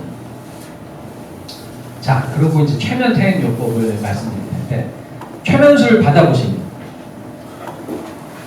TV TV에서는 많이 봤죠. 연예인들이 나와서 이렇게 최면을 해가지고서는 옛날 얘기 막 하는데, 이 브라이언 와이스 박사님은 예일대학교 의대 졸업하시고 마이애미 대학교에서 교수로 계시고 마이애미 마운트 사이날 병원 정신과 과장님이신데 이런 책을 썼어요. 나는 환생을 믿지 않았다. 과거형입니다. 믿지 않았다. 전형적인 과학자이며 저명한 정신분석의사고 미국 정신의학계를 대표하는 분인데 이분이 근거도 없는 얘기를 할 이유가 없겠죠. 멀쩡하게 저명하게 잘 살아갑니다. 근데 어느 날 한 환자를 운명적으로 만납니다. 이 책에는 한 환자의 케이스만 있어요. 불안, 공황, 공포증으로 내어난 27세 여자 환자 캐서린인데 18개월 동안 열심히 상담도 하고 약도 주고 했는데 아무 착오가 없어요, 이 사람.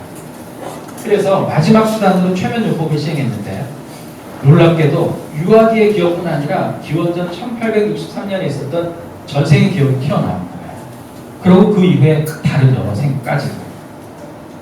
근데 최면이라는 건 마술도 아니고 이렇게 재미삼아 하는 거는 아닙니다. 예를 들어서 1950년대 미국 정신의학계에서는 정식 치료법으로 인정된 치료법이거든요. 그래서 지그문트 프로이드의 영향인가 봐요. 현재 겪고 있는 정신적인 문제가 유년기 체험에서 비롯된 것일 수 있다는 견해로 이런 전제하에 이런 것들을 하는데 이 과정에 전혀 의도치 않게 내담자의 태아 때의 기억이나 전생의 기억, 심지어는 삶과 삶 사이의 기억까지도 소집되는 사례들이 보고가 된다는 거죠. 놀랍지 않나요? 자, 마지막으로 전생을 기억하는 아이들.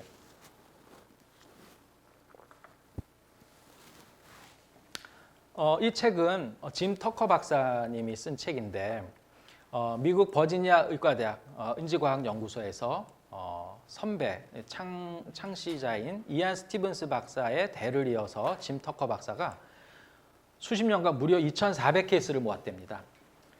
정말 프로젝트가 큰 프로젝트예요. 인도, 태국, 온갖 세계를 다 돌아다니면서 케이스를 수집을 했는데 특이하게도 미국의 제임스 라이닝거 케이스가 아주 대표적으로 영혼의 이 윤회를 입증하고 있는데 이 이야기는 아닙니다. 아기 때마다 밤마다 비행기에 갇혀가지고 자기 어떡할지 모르겠다고 울어대는 아기가 있었대요. 근데 이 아기는 비행기에 유독 집착을 했고요. 비행기 장난감에. 그리고 비행기에 대한 이 지식이 굉장히 전문가 수준이었던 거예요.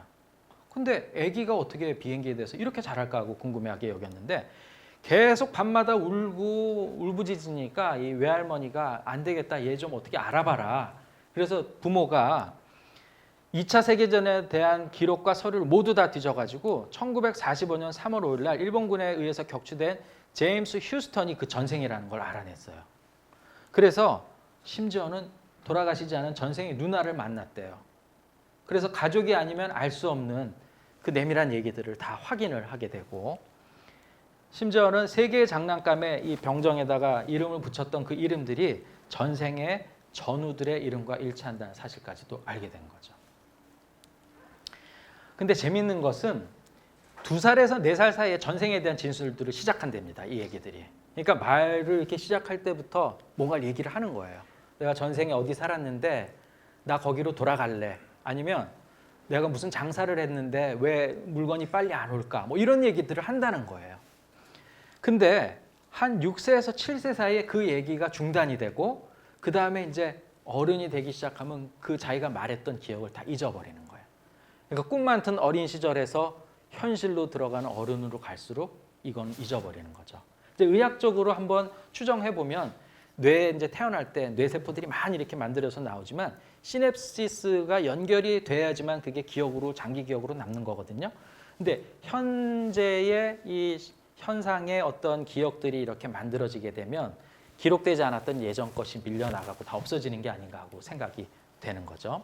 근데 어쨌든 윤회 전생이 있다고 하면 예전의 것을 기억을 못하지만 전생의 습관이나 어떤 태도들이나 감정 같은 것들은 계속 이어질 수도 있었다는 거고 전생의 장소, 사람, 물건 기억 또 이런 것들을 과학적으로 통제된 조건 하에서도 다 입증을 했다는 거죠. 조사를 해보면 미국 인구의 20 내지 27%가 환생을 믿는답니다. 믿어지시나요? 우리는 동양에 사니까 우리는 뭐 늘상 윤회 뭐 이런 얘기들을 하지만 악수도 윤회로 하지만 어쨌든 미국 사람들이 이런 걸 믿는다는 건 대단히 놀라운 통계죠. 자, 어쨌든 이 A의 분투 역정은 책을 통해서 실패하고 명상을 통해서도 실패하고 뇌파 검사를 통해서도 실패하고 계속 실패 연속이다가 계속된 좌절 중에 우연히 마치 하이퍼라니에서 체외 이탈 경험을 하면서 삶과 죽음의 실상을 깨닫게 됩니다. 그래서 노력을 무지하게 했지만 이 사건의 해결은 우연에 기댈 수밖에 없었던 그런 상황입니다. 그제야 그는 환자들이 한 진술의 의미를 이해할 수 있었다. 터널 너머에서 그들이 만난 것들이 그들의 사회와 종교, 문화와 종교와 신념에 따라 조금씩 다를 수밖에 없는 이제도 이제 알 수 있었다. 그건 그곳이 의식이 생각하는 대로 모두 지체 없이 이루어지는 미묘한 에너지의 차원이었기 때문이었다. 그래, 분명히 나는 몸 밖에 있었던 거야. 주인공 A가 이런 경험을 한 거죠. 자, 그래서 죽음이라고 생각해온 것의 실상을 A가 깨달았습니다. 우리의 의식은 신체를 벗어나 존재할 수 있다. 즉, 죽음은 존재하지 않는다. 이런 결론에 도달한 거죠. 그렇다면 우리는 죽음의 이 실상에 대해서 깨달고 과연 이 진실로 이제 무엇을 할 건가 깨달음 이후에 상황을 이제 생각해 보도록 하겠습니다. 그래서 이제 회상과 그리고 마지막에는 이제 마지막 단계에 도달을 했습니다. 자, 아까 말씀드렸던 거 잠깐 다시 기억 한번 해보죠. 우리가 하루를 마치고 잠에 들고 그 다음에 새로운 하루를 맞기 위한 전제 조건은 무엇일까요? 하루하루를 새롭게 살아가기 위한 그 전날에 괴로웠던 일들, 창피했던 일들 이걸 다 잊어버려야 됩니다. 그러지 않고 그거를 다 의식에 짊어지고 가게 되면 무거워서 못 살죠. 이전의 기억을 봉인시키고 망각을 해야 되는 거죠. 그래서 꿈 없는 깊은 잠, 비렘 수면이 필요한 겁니다. 그래서 이제 망각이라는 것이 왜 필요한가를 이렇게 책 안에서는 이렇게 표현을 했습니다. 만약 매일 아침 깨어났는데 간밤에 꿈들이 모두 생각난다면 어떻게 될까? 하룻밤에 4번에서 5번 꿈을 꾸는 렘 수면을 자는 우리가 일어나 그 시간 동안의 꾼 꿈들을 모두 기억한다면 그렇게 이상한 세계에서 현실과 맞지 않은 엉뚱한 삶을 살고 무섭고 때론 망측한 내용의 꿈들을 꾼 게 나라는 사실을 기억한다면 아침은 참 혼란스럽고 참혹한 시간이 될 거야. 어쩌면 매일 아침 스스로를 창피해하다가 아니면 슬프게 울다가 출근조차 못할지 몰라. 그래서 하루하루를 새롭게 또 진지하게 보내기에 우리는 밤새 꾼 그 꿈들을 잊어야만 하는 거구나. 아니 봄날이 되면 겨울옷들을 정리해 옷장에 넣듯이 그 모든 이미지와 생각과 감정들은 곱게 접어서 계단 아래 어두운 창고에 차곡차곡 쌓아두는 거였어. 의식의 표면에서는 모두 사라진 듯한 그 기억들은 파일이 싹 다 지워져 버린 컴퓨터 하드디스크 속에 데이터를 전문가들이 복구해내면 모두 그대로이듯 그렇게 그대로 저장되어 있겠지. 그렇지. 꿈이 기억이 나지 않는다고 해도 꿈을 꾸었던 당시의 의식이 내 것이 아니라고는 말할 수는 없는 거야. 꿈속에서 우리는 전혀 다른 사람이었고 다른 생각을 하고 다른 감정을 느끼고 있었지만 잠을 깬 후 어렴풋이 다시 그 꿈들의 일부가 기억이 날 때 우리는 그 꿈을 꾼 게 다름 아닌 바로 우리 자신이라는 사실을 부인할 수 없기 때문이지. 자, 그래서 하루를 마감하고 꿈을 꾸고 우리가 잊을 건 잊어버리고 기억할 건 기억하고 새로운 아침을 맞이합니다. 근데 만약에 하룻밤의 잠에서 사후라는 잠으로 우리의 관심을 확대시켜 보면 어떨까요? 여기까지 생각이 미치자 가만 보자. 그럼 언젠가 하나의 더 큰 꿈 같은 이 삶을 마치고 죽음이라는 좀 더 깊은 잠을 자게 되면 하는 질문이 떠올랐다. 우리는 그때까지 살면서 보고 느낀 모든 이미지, 감정, 생각들을 더 큰 창고에 정리해 넣어두고 나와야겠지. 새로운 삶을 신선하게 시작하기 위해서 만일 그렇다면 전생이 기억나지 않는다고 해서 전생이 없다고 단정해서 이야기할 수는 없는 것이 아닐까. 그래서 기억하지 못할 뿐 어제 꿈을 꾸지 않은 것은 아니듯이 기억하지 못할 뿐 전생이 없었던 것은 아니다라고 확장을 할 수는 없을까 하고 생각해 봅니다. 그래서 이렇게 그는 매번의 생을 시작하기 전에 무게도 없고 움직임도 없고 시간도 없는 침묵 속에서 머물다가 삶이라는 역동의 시공간으로 다시 돌아오는 순환을 모두 기억해냈다. 네. 그래서 순환과 더 큰 순환을 이야기하게 되는데요. 그는 잔을 도로 내려놓고 침대에 걸터앉은 채 눈을 감았다. 그리고 그는 꿈을 꾸는 렘수면과 꿈이 없는 비렘수면이 순환되어 하룻밤에 잠을 이루고 다시 잠을 자는 밤과 깨어있는 낮이 순환되어 일생을 이루고 또다시 3과 4의 시간이 순환되는 거대한 고리를 그려보았다. 그것은 작은 고리들이 모여 큰 고리를 이루고 또 그 고리들이 모여 더 큰 고리를 이루는 무한히 반복되는 무늬인 프랙털과도 같은 것이다. 더 깊은 차원으로도 더 높은 차원으로도 끝없이 연결되지만 우리가 인식하는 것은 단지 그것의 일부일 뿐인. 오래전에 제가 그냥 그려본 그림입니다. 많은 이야기를 했는데 잠시 한번 보시죠.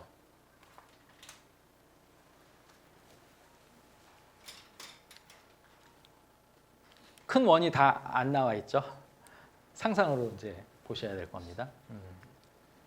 그리고 작은 고리들이 이렇게 연결돼 있는데 자세히 들여다보면 아주 작은 또 고리들로 연결돼 있습니다. 이런 순환과 이런 순환이 만난 요 접점이 오늘이 아닐까 그런 생각도 해보고요. 자, 그렇다면 이런 순환 속에서 영원한 것은 무엇일까요? 영원히 변하지 않는 것은 영화처럼 꿈처럼 흘러가는 삶을 즐기는 의식 그 자체뿐일 거라는 생각이죠. 오직 우리의 영혼 그것만이 실제가 아닐까. 저는 고등학교 3학년 때 똑같군요. 고3. 토요일 하루를 저희 학교는 전일제 특활이를 해서 이제는 없어졌지만 시네하우스라는 영화관에 가가지고 하루 종일 그러니까 영화를 통해서 스크린 영어 회화반이었으니까 하루에 3편을 영화를 봅니다. 하루에 3편 연이어서 영화 보신 적 있으세요? 네. 아, 대단하십니다. 특활반 아니셨는데도. 이게 전제 조건이 멀티플렉스 영화관에서 한 번에 이 영화를 보려면 그 앞에 있는 영화에서의 그 무드가 뒤에 영화에도 연결이 됩니다. 앞에서 실컷 울고 나왔는데 한 5분 있다 새로운 영화가 가지고 코믹 영화를 보면 이거 웃어야 될지 울어야 될지. 그렇죠? 수많은 삶을 사는 윤회의 전제 조건 역시 망각이라고 생각을 합니다. 그래서 책 안에서 이제 망각의 비약을 본 내용을 썼습니다. 침대 옆 협탁에는 스탠드 밑에 잔이 하나 보였다. 한겨울 북쪽 설국의 눈보다도 더 흰 액체가 담긴 투명한 잔이었다. 아, 완전히 잊고 있었네. 바로 이야기야. 그는 천천히 잔을 들고 살펴본다. 땅의 모든 걸 뒤덮고 쳐다보는 이의 눈을 시리다 못해 멀게 만들어 도대체 자신이 어디에 있는지 아니 자신이 누구인지조차 잊게 만드는 희디 흰 눈 같은 망각의 비약. 이 약을 마시면 지금까지의 기억을 다 잊게 되고 이 잔을 들었다는 사실마저도 잊고 깊고 깊은 잠에 빠지게 된다. 의식은 물론 꿈조차 없는 길이를 가늠할 수 없는 기나긴 비렘 수면. 잠을 깨고 나면 마치 마취에 빠졌다 일어난 사람처럼 지난 일은 하얗게 잊은 채 새로운 몸을 얻고 깨어나 슬픈 일과 기쁜 일 그리고 슬프지도 기쁘지도 않은 평범하거나 지루하기까지 한 일들로 가득 찬 일상을 다시 반복하는 거야. 가난한 화가가 하얀 젯소로 지운 헌 캔버스에 새 그림을 그리듯 수많은 사연들이 켜켜이 쌓인 줄도 모른 채 비슷한 듯 전혀 다른 이야기를 만들어내겠지. 자, 그래서 이제 문학적으로는 윤회를 우리가 모르는 채로 이렇게 삶을 살아가는 실상을 이렇게 표현을 해봤고요. 그래서 다시 태어나게 된다면 우리는 다시 삶의 괴로움 속으로 또다시 빠질 수밖에 없겠죠. 왜냐하면 이전 생들을 망각하고 그 그림자에 불과한 현실이라는 꿈에 또 심각하게 지나치게 몰두하게 되기 때문이죠. 그래서 사실 우리 소설 마치의 S나 이런 사람들 아니고서도 우리 모든 사람들이 무언가에 중독되지 않고서는 견딜 수가 없습니다. 술, 담배, 프로포폴, 마약, 하다못해 커피에라도. 오늘도 우리 다 커피 마셨죠? 네, 제가 커피 끊어보려고 지금 한 3주 정도 노력했는데 오늘 또 무너진 겁니다. 근데 이 향정신성 물질들은 가짜 해결책입니다. 순간적으로 이렇게 그 다음에 올 시간에 에너지를 땡겨서 쓰는 에너지 부채일 뿐이에요. 빛을 땡겨다가 쓰는 거예요. 술을 마시면 곧 또 숙취가 옵니다. 또 담배 너무 많이 피면 아주 노곤해지죠. 그러고 프로포폴로 억지로 꿈없는 잠을 계속 탐닉하다 보면 렘 수면 반동이라고 한꺼번에 그냥 무지무지 무서운 꿈들이 막 우리 이 의식 속에 쳐들어오고요. 그리고 마약은 당연히 금단 증상이 있겠고, 커피 문제 바로 그 커피입니다. 하루에 3잔 4잔 먹게 되면 부정맥이 오고요. 힘이 쭉 빠져요. 커피도 중독되는 거죠. 네. 자, 우리가 뭐 중독되는 것들이 또 많습니다. 한 번뿐인 인생이라고 생각한다면 돈, 재산, 지위, 평판 이런 것들을 쫓아가지고 막 살게 되겠죠. 아이 뭐 이거 뭐 한 번뿐인 인생인데 까짓 거, 그렇죠? 그런 태도를 갖기 쉽죠. 근데 문제는 이런 모든 것들이 물질의 영역에 속하기 때문에 영혼의 영역으로 가져갈 수는 없어요. 이데아의 세계로 들고 갈 수 없는 것들이에요. 잠재의식의 기억 속에서는 분명히 있을 거예요. 다 잊혀진 건 아닐 테니까. 필름을 돌려보듯 다시 인식할 수는 있겠지만 실제로는 영원히 지속되지 않는 그림자이고, 결국 탐욕에 의해서 우리의 일상은 재난이나 다름없게 됐다는 게 소설 마치에서 얘기하는 바예요. 그래서 하이퍼란이 폭발한 이후의 세상은 모두가 마취하기 위해서 잠든 듯 다 마취되어 있죠. 하지만 폭발 이전에도 우리는 이미 탐욕에 마취되어 의식을 잃은 채 살아가고 있었는지도 모르겠다 하는 것이 저의 주장이었죠. 그럼 과연 어떻게 회복을 할 수 있을까요?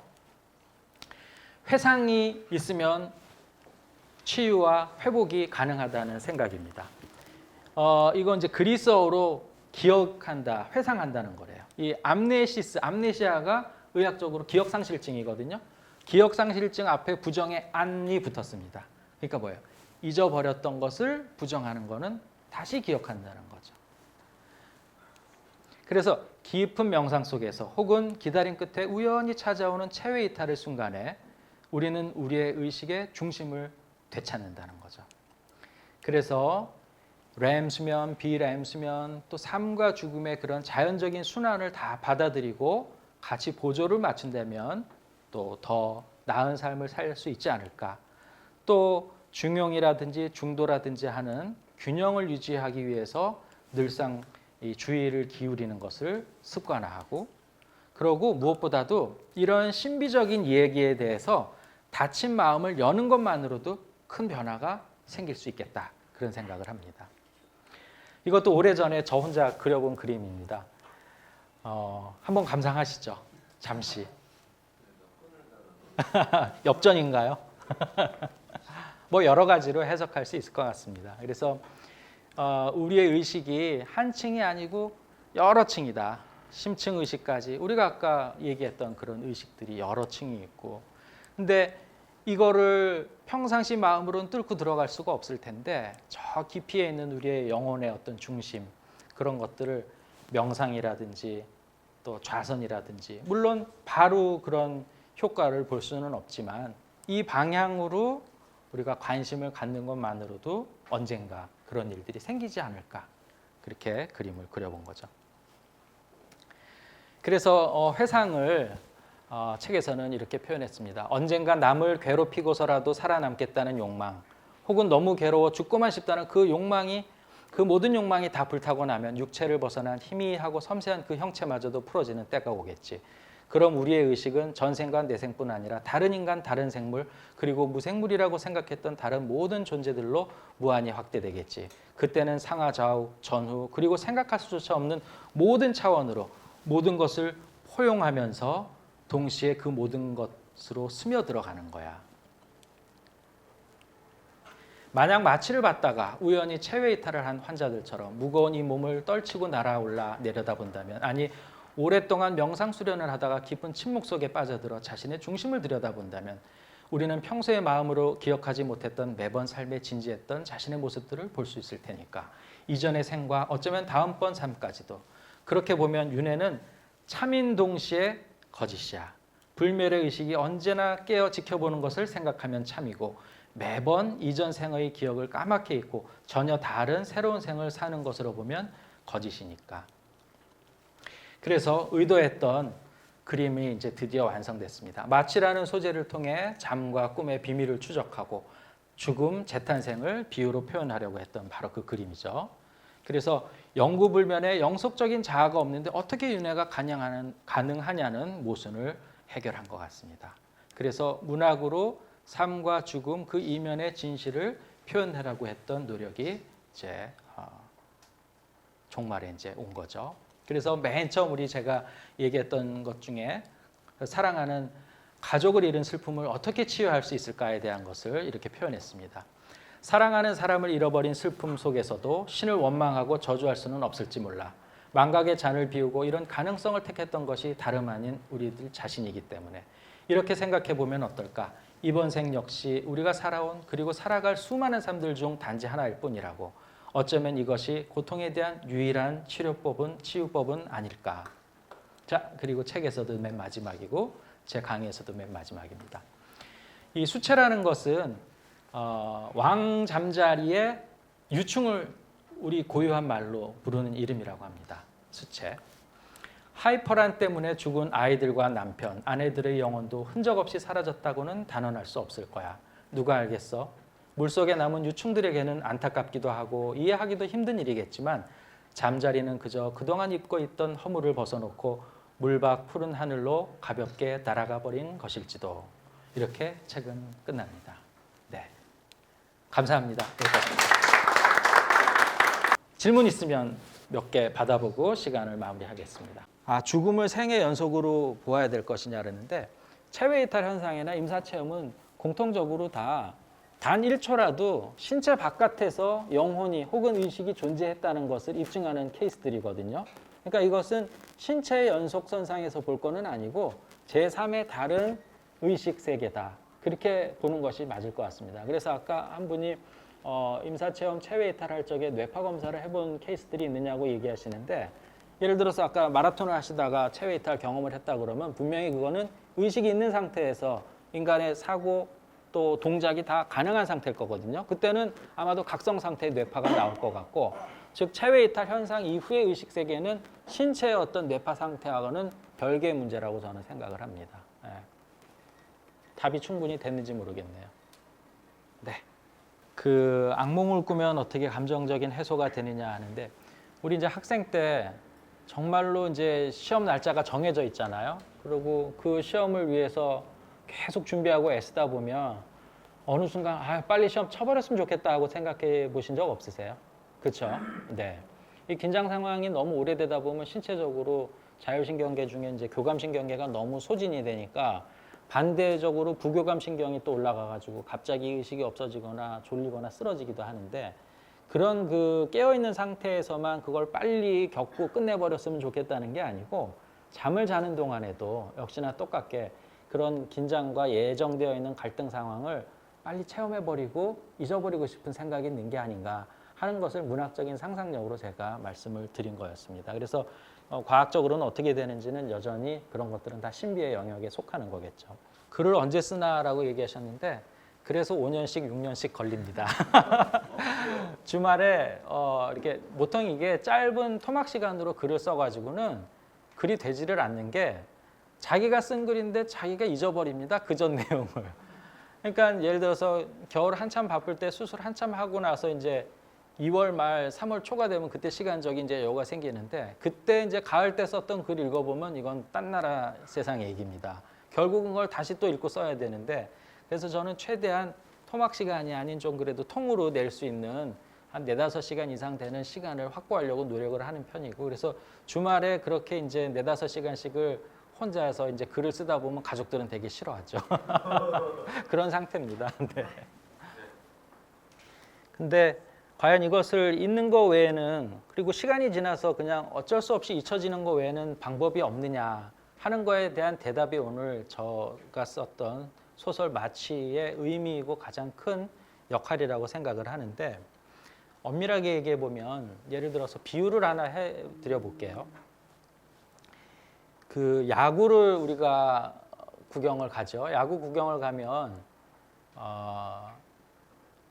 누군가가 어떤 목적을 위해서 예를 들면 감독이 한 선수에게 번트를 대라고 지시를 합니다. 그러면 그 번트를 댄 사람 입장에서는 한번 나가서 운동장을 뛰어보지도 못하고 다시 벤치로 들어오는 거거든요. 근데 그렇다면 그 야구에서의 번트가 과연 의미 없는 죽음일까요? 그렇지는 않다고 생각을 합니다. 더 큰 그림을 위해서 감독이 너는 이번에 공 2개에서 번트를 대고 다시 들어와라 하고 얘기를 하는 거죠. 그래서 큰 목적 하에서는 그 어린 자녀의 죽음도 어떤 의미를 갖고 있을 겁니다. 그 대신 우리가 짧은 시야에서는 그거를 바로 인식하지는 못하는 거죠. 근데 너무 슬퍼할 필요는 없는 것이 번트를 대고 혹은 희생 플라이를 하고 슬라이딩을 하다가 다쳐서 이게 좀 흙먼지가 묻어서 들어왔던 그 선수가 또 다다음 회 정도 되면 돌아와서 툭툭 먼지를 털고 나와서 또 타석에 들어섭니다. 그럴 때 또 홈런을 칠 수도 있는 거고요. 그래서 세상에 나와서 꿈을 펼쳐보지도 못한 어린 아이들, 자식의 사망을 윤회적인 입장에서 보게 되면 극복할 수 있지 않을까. 그 혼이 어딘가에 가서 잘 있다고 또 다음번에 우리 다시 만나자고 얘기한다면 우리가 그렇게 슬퍼할 필요는 없거든요. 그래서 애써 망각하려고 노력할 이유도 없고 그런 순리를 이해하고 이해가 되지 않는다 하더라도 그런 관점에서 한번 생각해 본다면 자녀의 사망이라는 가장 인간이 겪을 슬픔 중에 가장 큰 슬픔을 그렇게 이겨낼 수 있지 않을까. 그렇게 저는 생각을 합니다. 사람이 사실은 얼굴을 고쳐야 되는 이유는 사회적인 이유입니다. 예를 들어서 아직 결혼 안 하셨죠? 네. 결혼을 한다든지 혹은 취업을 한다든지 큰 2개의 허들을 넘기 위해서 우리가 외모를 신경을 쓰게 되는데 너무 걱정하실 필요는 없는 것이 예를 들어서 그럼요. 배우자를 선택하는 데 있어서 상대방이 나를 굉장히 매력적으로 느끼는데 가장 중요한 요소 중에 하나는 친근감입니다. 예를 들어서 더운 지역에서 살다가 올라온 그 남방계 후손들은 남방계형 얼굴에 친숙합니다. 그래서 배우자 선택에 있어서도 자기하고 비슷한 사람이 좋아 보이고 멋있어 보이고 예뻐 보이는 거죠. 그거는 생물학적으로 더위에 적응한 얼굴이다.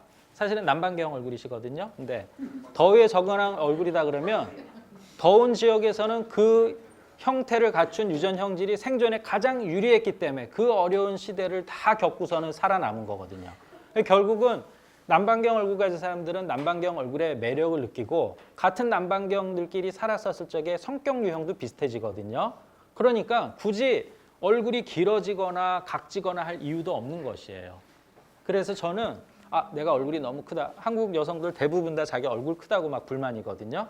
근데 굳이 뼈까지 칠 수 없다고 제가 주장을 하는 것들이 그러니까 결국은 최종적으로 배우자 선택에서 유리한 입장을 얻는 것이 제일 중요하다면 굳이 남방경 얼굴 가진 사람이 북방경 얼굴로 수술할 필요가 없다고 저는 생각을 하는 거죠.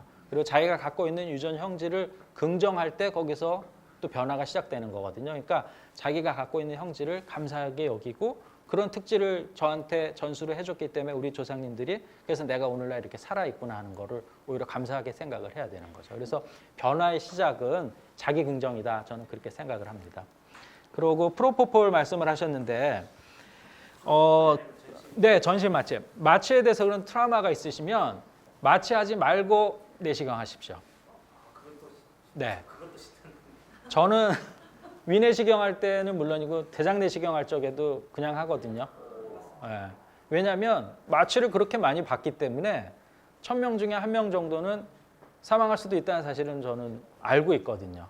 뭐 확률적으로 10만 명 중에 1명꼴로 불가항력적인 사망이 발생한다고 하는데 사실은 프로포폴은 그거보다 확률이 더 높습니다. 악성고혈증 말고 그건 더 희귀하고요. 프로포폴 같은 경우는 1년 끝나고 나서 의료보험관리공단에서 그런 통계들을 수집하거든요. 근데 알게 모르게 프로포폴 때문에 위내시경 하다가 사망하는 케이스들이 많이 보고되고 있습니다. 사실은. 그래서 이렇게 스프레이 뿌리고 하게 되면 그다지 못 견딜 정도는 아니고 위내시경은 굉장히 또 짧게 끝나거든요. 그러니까 가능하면은 맨정신에 살자. 네. 저는 그게 제 주장입니다. 네. 도움이 됐을지 모르겠네요.